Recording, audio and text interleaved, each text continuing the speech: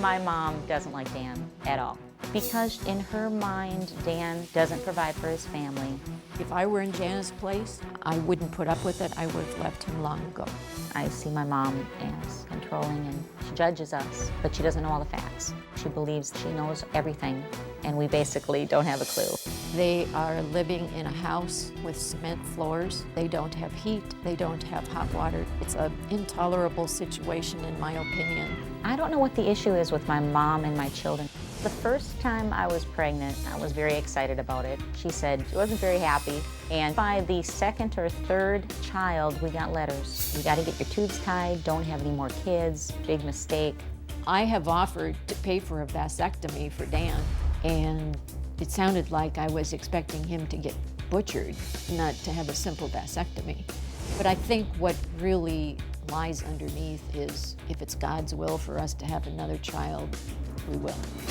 I've hardened myself to it. When I really think about it, just like now, it does make me feel really sad and, want to cry. And I don't want to cry. It just didn't make any sense to me how someone could live the way she has to live and really love this other person. I would like my mother to acknowledge that, hey, wow, my daughter's been through a lot. But it's always, you have too many kids, you guys are struggling, you must be idiots. How on earth could somebody like that survive with so many children? I don't know how they do it.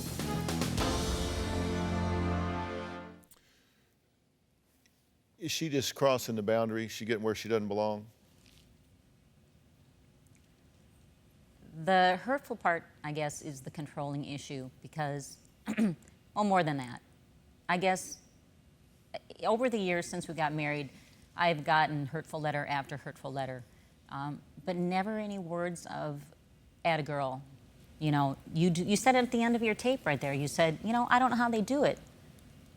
I would think maybe a little pat on the back while you've gone through all this and you're holding up well, and the fact that you said you would have left my husband years ago, well, there's no way because my faith and everything that goes along with that. I wouldn't leave Dan. When things go hard, that's not when you always bail out. You go through the hard times. It seems to me that a mother's first line of duty is to her children. And your children are suffering because of this man. There's no suffering. How could you know when you never come over, we never talk, when we've never had 1 hour of meaningful conversation the time we've known each other? We have, Dr. Just Phil. to say, 2001, you came to my house and said, hey, do all these things and we'll give you some money to do it. I said, no, thank you, I don't want your money. You say you won't take their money, but haven't y'all given them over $50,000? Yes. That's crazy. Haven't you basically We paid paid your retirement to them? In 2003, we paid your entire rent from January through the following January. You said at the end of your tape piece, I don't know how you do it.